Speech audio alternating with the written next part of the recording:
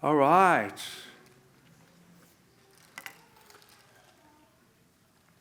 We are walking our way through two parallel trajectories.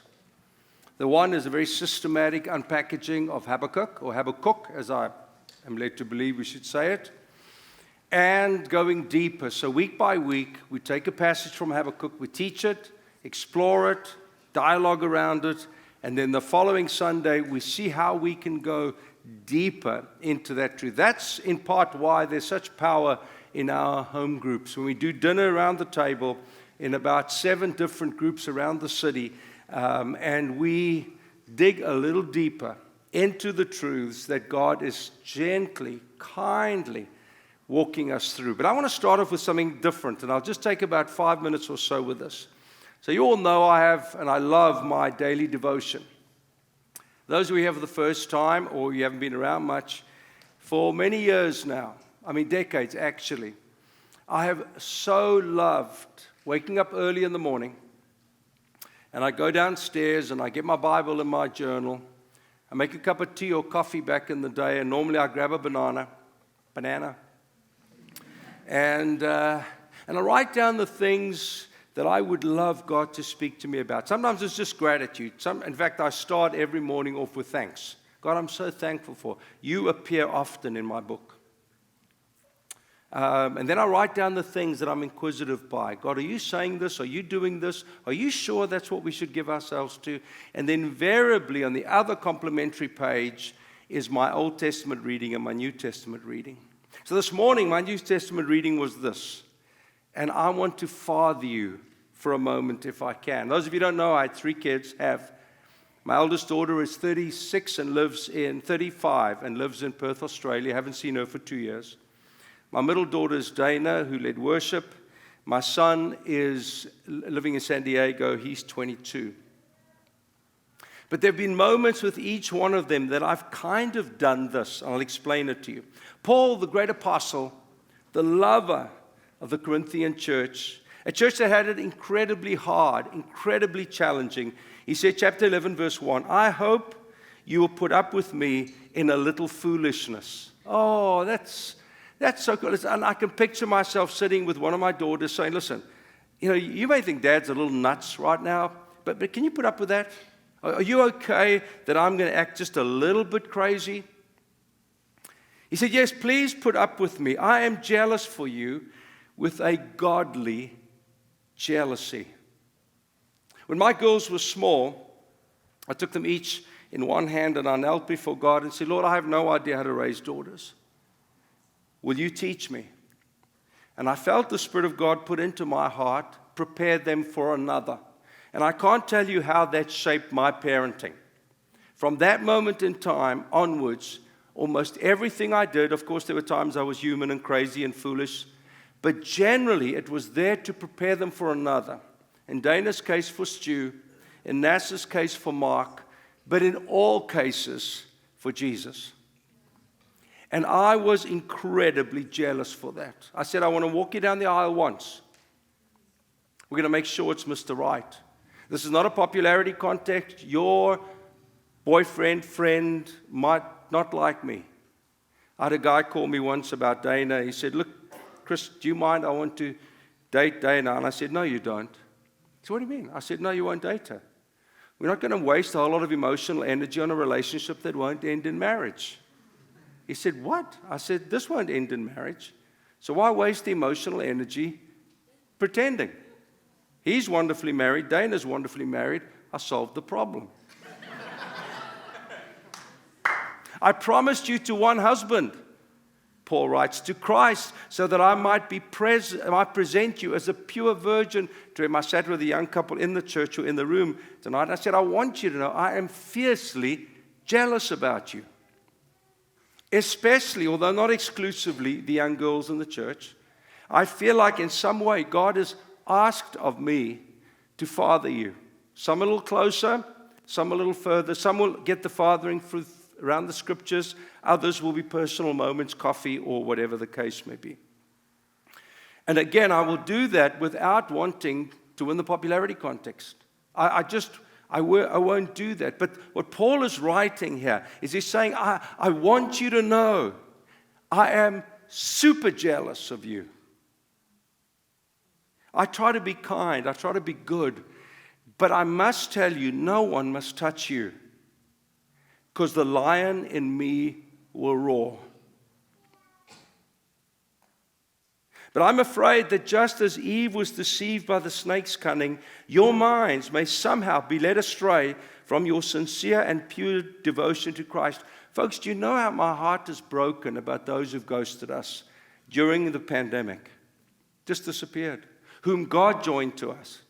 We're not trying to build the biggest church in town. That's God's business. He brings growth. My job as a father, not the father, in the community, is to look after you, make sure that you are growing in your sincere and pure devotion to Christ. If anyone comes to you and preaches a Jesus other than the Jesus we preached, or you receive a different spirit from the spirit you received, or a different gospel from the one you accepted, you put up with it easily enough. And I just want to say a couple of things, and then we're going to go to Habakkuk. One, please know I am very, very jealous about you. You were God's gift to me in my old age. 57 to plant a church is not normal. Not knowing who would come, it's not normal. But God said some things to me. And I know when I stand before Him one day, I will have to give an account for every one of you. So I'm fiercely jealous. And I want you to know, young ladies, I will protect you and look after you. If I catch a whiff, a guy comes into this church because the word out there, and it's true, is this church has incredibly beautiful women, I will identify him and I will go after him without apology. I know it's not cool, it's not very American, it's not very woke. I don't care in the slightest. I am fiercely jealous about your, how does he say it here? Your sincere and pure devotion to Christ. I'm very jealous for that. Anything that distracts you from that. Can I also say, I don't think it's really healthy to go to lots and lots of meetings and churches. I think it's very unhealthy. God gives us a family or a community to grow and to mature in. See, I was saved in the charismatic renewal in 1975. I saw people running from meeting to meeting, the next cool buzz, the next cool hip moment, the new speaker who's come to town or the new band. I saw many of them not walking with the Lord a handful of years later, because it's not meetings or God encounters that produces growth and maturity in me. It's the raw, naked reality of living in life with a group of men and women in whom God is flowing by His Spirit. That doesn't mean we never go. Of course we go. But it's not our normal pattern. It's not what we do, because we dive in deep here. I was part of the Toronto Blessing, and if you don't know what that means, God bless you. But I can tell you some pretty wild stories. But, dear friends, people chased encounter. Or you must go to this church, a great encounter. You go to that church, you fall over. You must go to that church, the presence of God. You must go to that church because you kneel and fall. Many churches did not make it by those who ran from meeting to meeting and church to church, because God never intended that way. He says He puts the lonely into meetings, encounters, or family. He says in His Word, He puts the lonely, which is all of us, into family. Now, that doesn't mean I don't go and have a meal with my friends, but I don't want to suffer from spiritual indigestion, because I'm having In-N-Out Monday. Tuesday, I'm having ramen. Wednesday, I'm having Eastbourne. Thursday, I'm having whatever. What else? Give me another meal. Tacos. And so I get the spiritual indigestion because I've just got my diet is all messed up. Very unhealthy.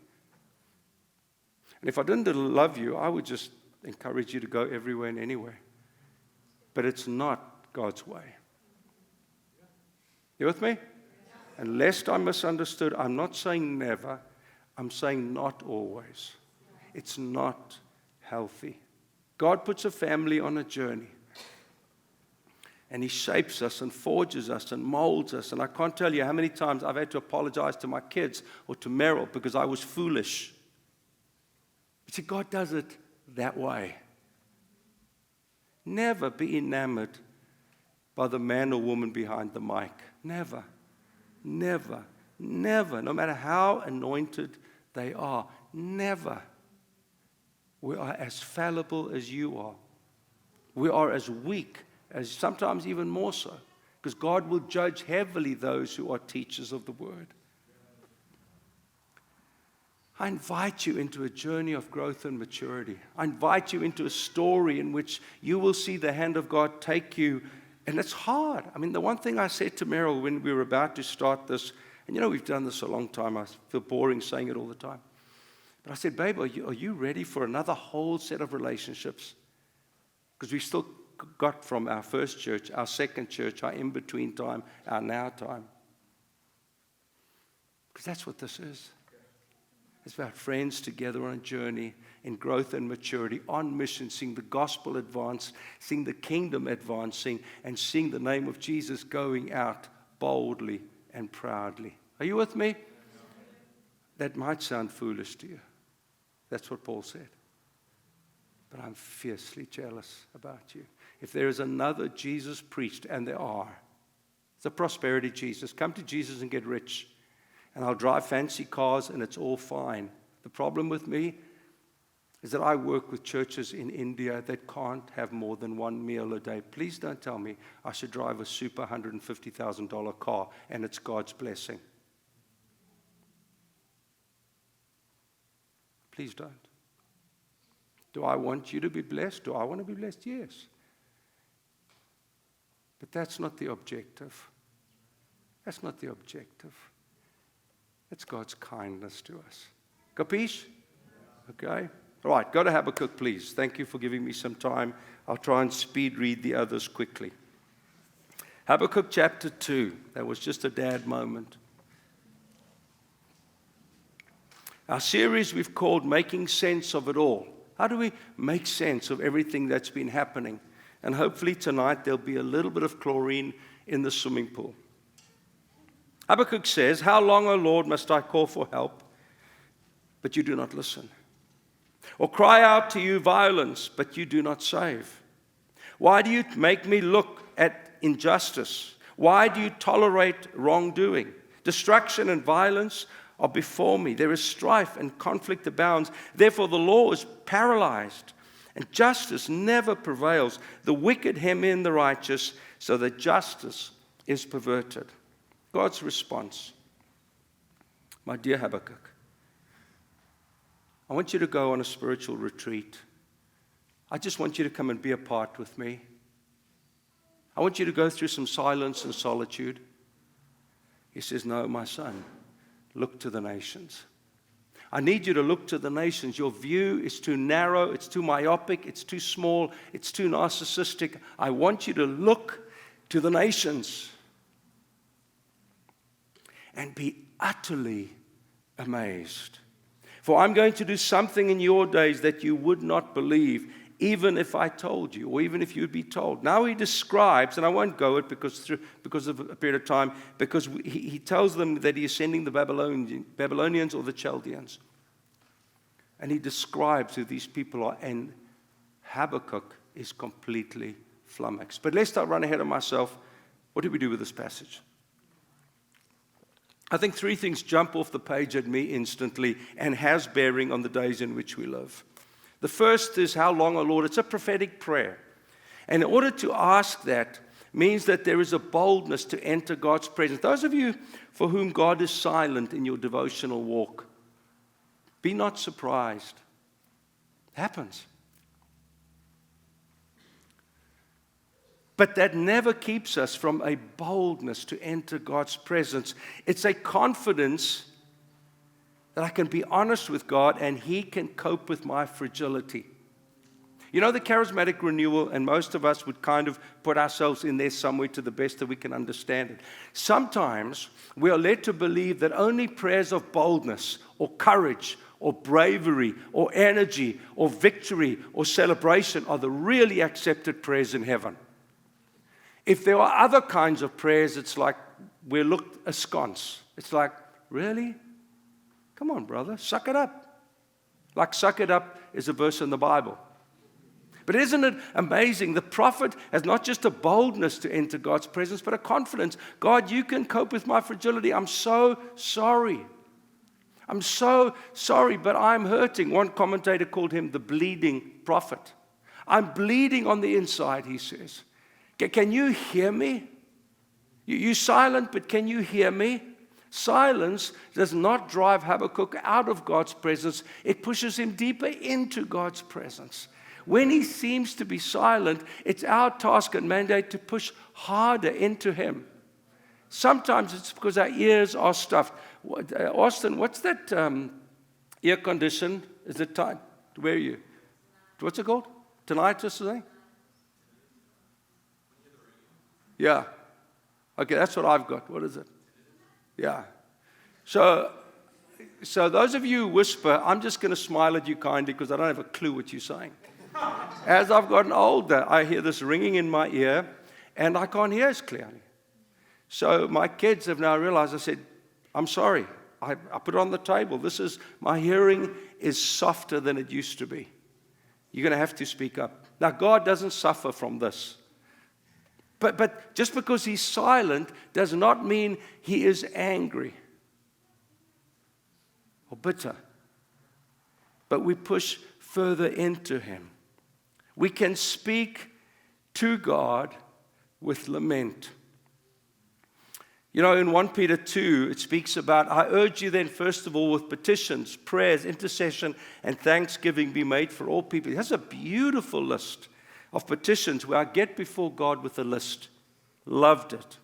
Prayers, other kinds of prayers, contemplative prayer, meditative prayers, intercession, where I stand between God and thanksgiving, where my prayer life is one of deep gratitude. But this adds to our spiritual vocabulary, dear friends. And those of you who've wrestled, who felt, my voice.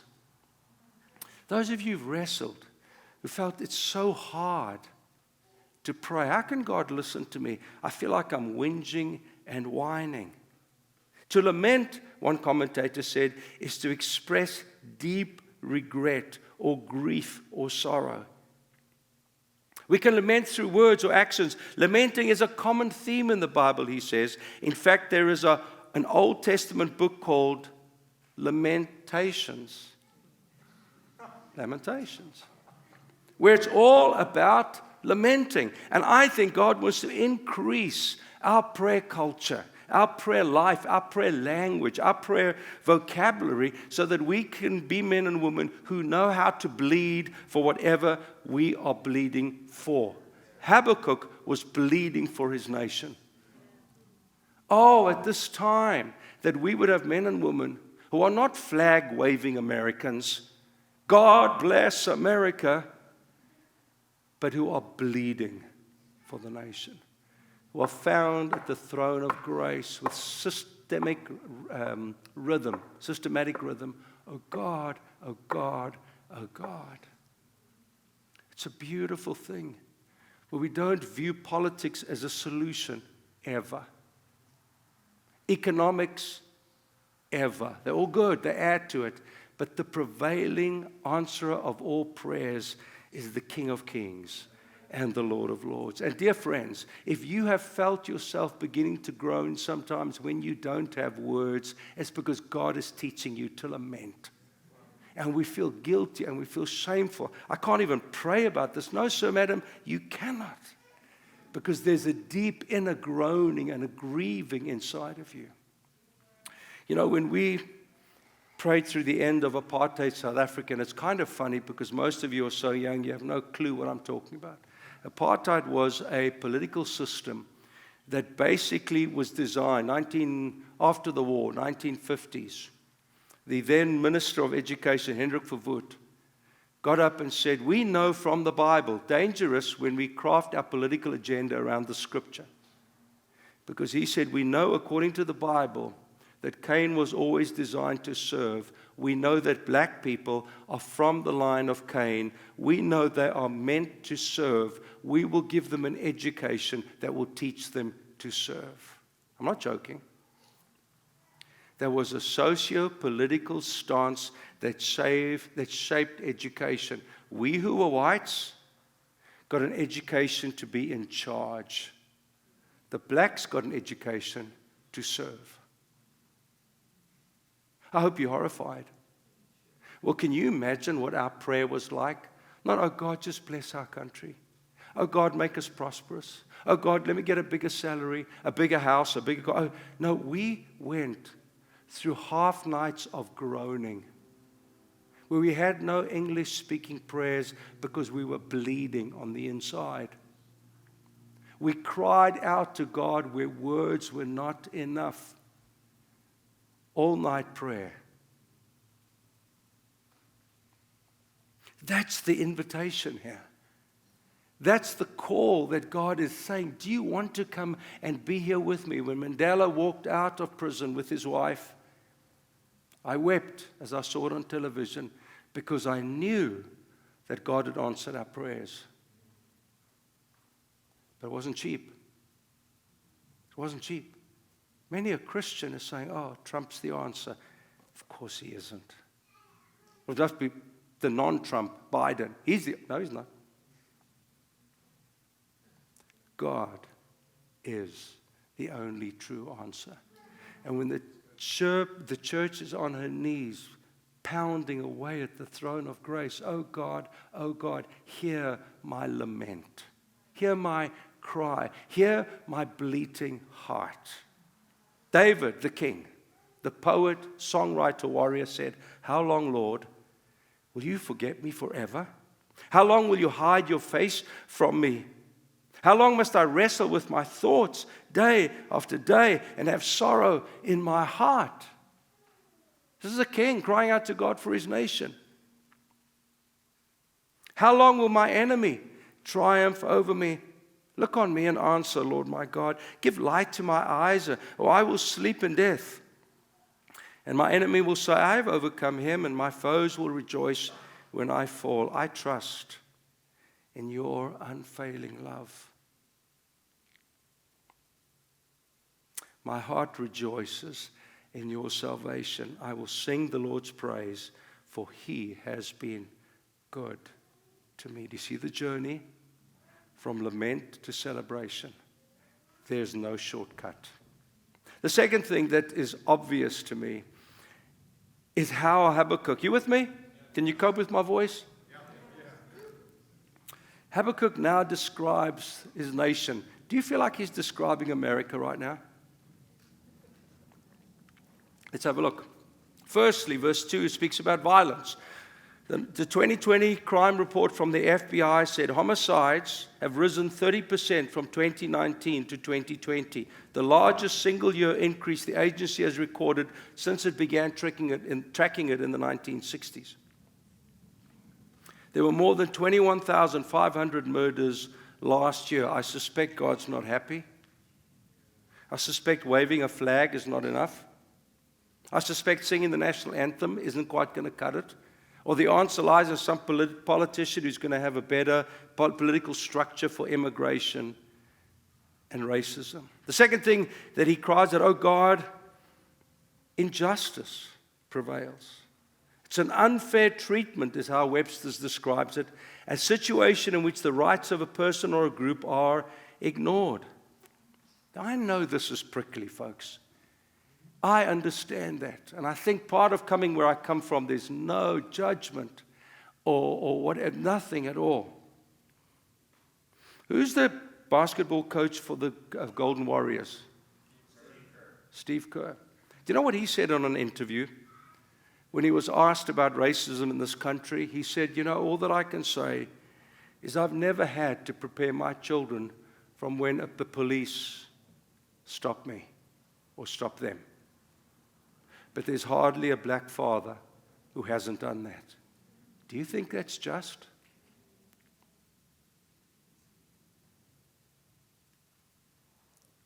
Thirdly, wrongdoing.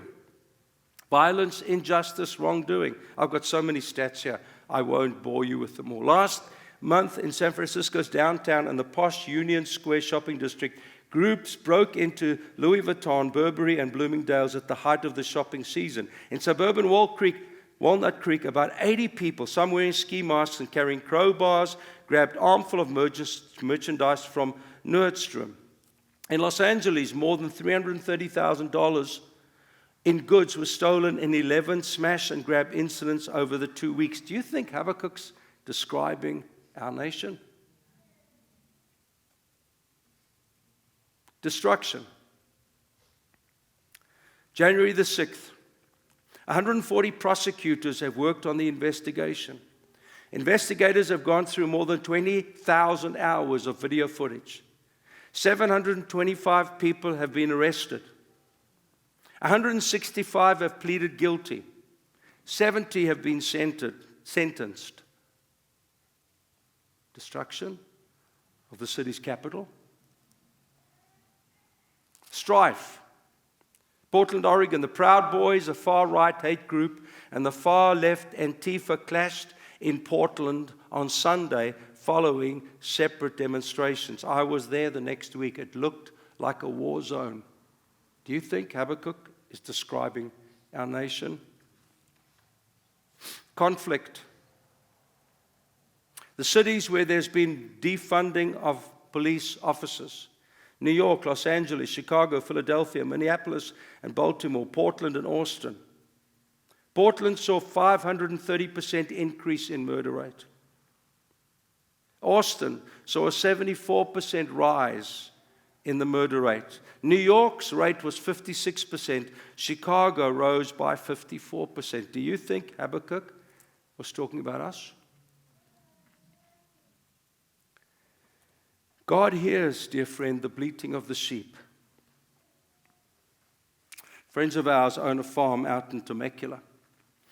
The first time we went out there were incredibly beautiful sheep. They're actually from South Africa. And I said to Paul, Paul, tell me about these sheep a little bit. And then I saw two massive big dogs, white dogs. And I said, what about these dogs? And he said, we brought these sheep in, and then we found predators jumping on them, killing them, eating them. And so we brought in a number of Great Pyrenees or Anatolian shepherds. These are dogs that have been specifically designed to protect the sheep. He said, what's interesting is the moment you put them in the paddock, they run in and they run around the perimeter to make sure there's no predator in the paddock.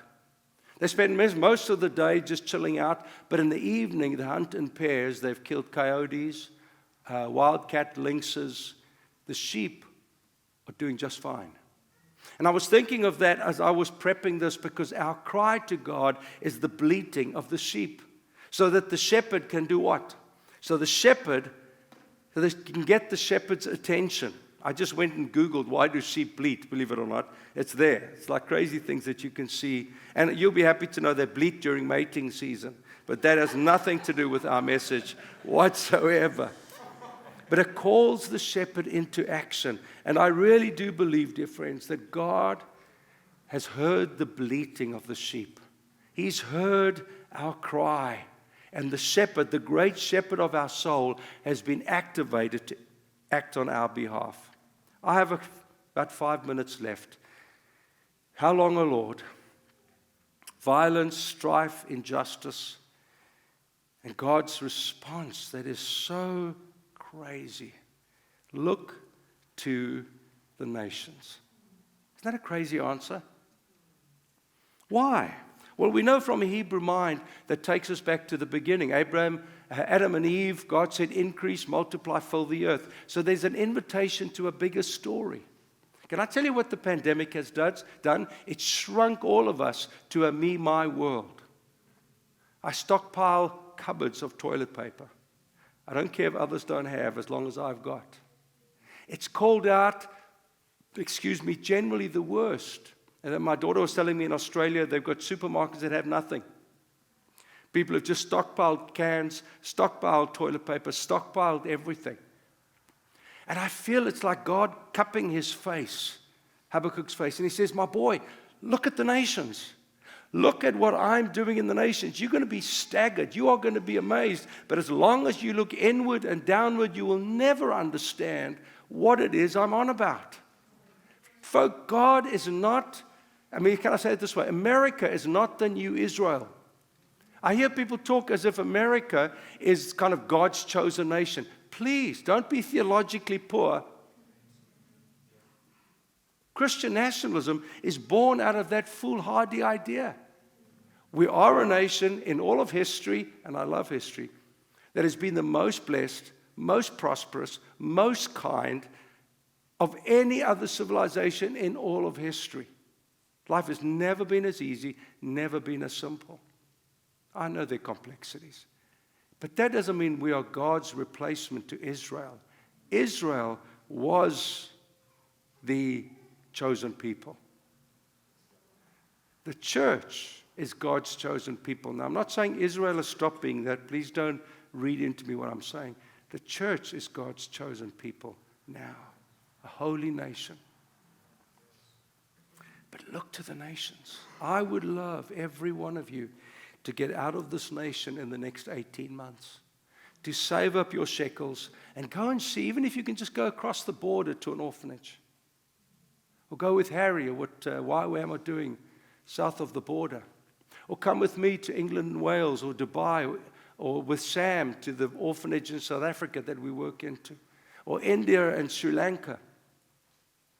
Look to the nations. See what God is doing. Hear the stories that God is on about. Locked in the myopia of my own survivalism will never bring the great grand overview of what God is doing. It may hurt you, it may surprise you, but I land with this. There's so much more to say. I've said enough for one night. God is sovereign. Now that means many things to different people. We're going to take one whole evening just on how sovereign God is, and we'll dialogue around it, which scares the heck out of me.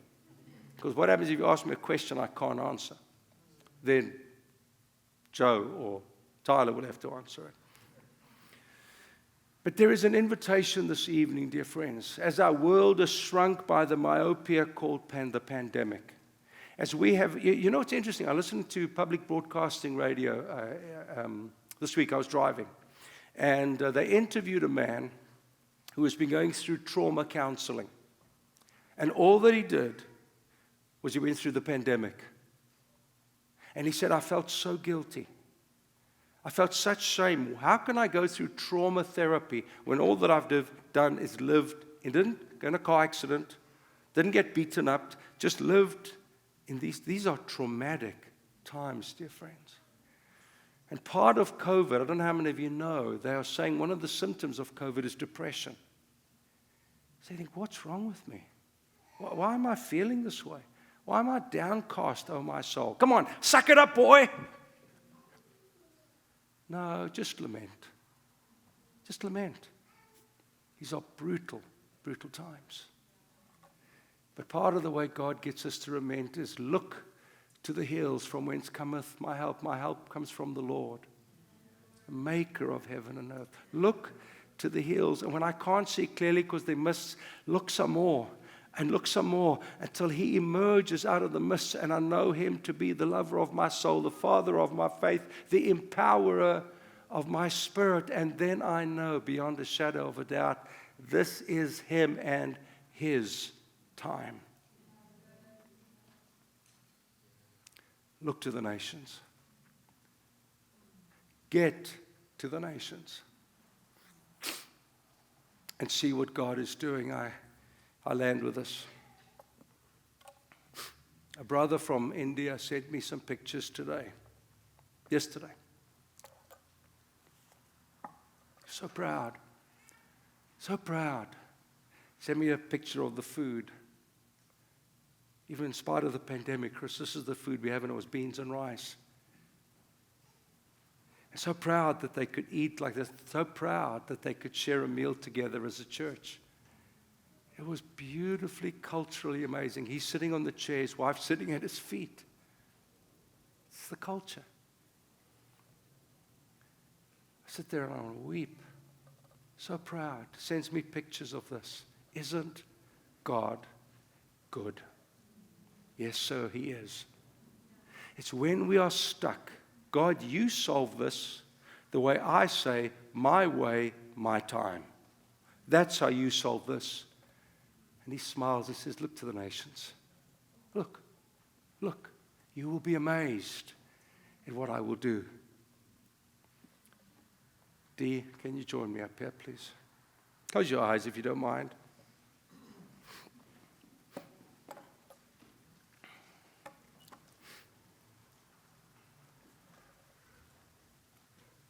Open your hands on your lap if you don't mind.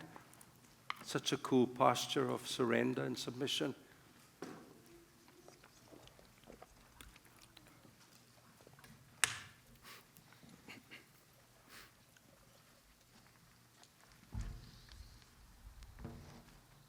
We're not embarrassed that we lament where our nation is at this time.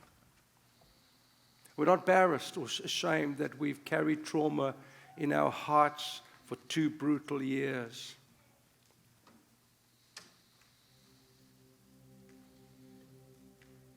We're not guilty that we've been confused by what's happened in our nation that 10 years ago seemed immovable, unbending, unshakable. But you said, once more will I shake the heavens and the earth. But then you will come down.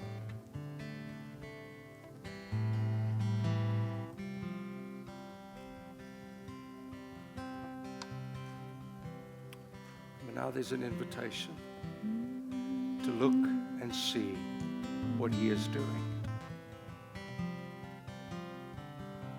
I hear of angels appearing to Muslims in refugee camps. I hear of sovereign provision, God taking the proverbial loaves and the fishes and feeding his people. I hear of security checkpoints being blinded as Christians move through. I hear of people worshiping God at 2 o'clock in the morning because it's the only time it's safe.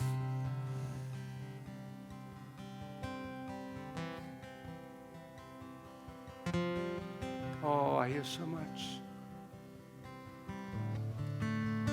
He's not caught off guard, dear friend. His silence is not surrendered. Would you stand with me, please? Thank you for being so gracious. I'm sorry about my voice.